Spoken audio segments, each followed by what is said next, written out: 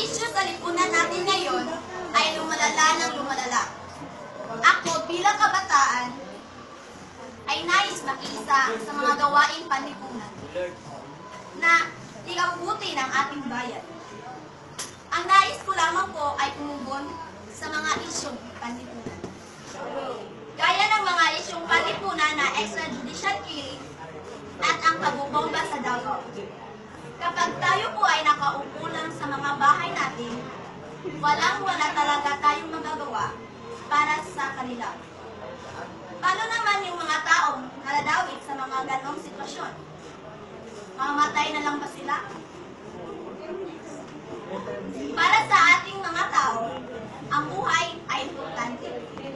Sana po ay pahalagahan natin ang buhay ng iba.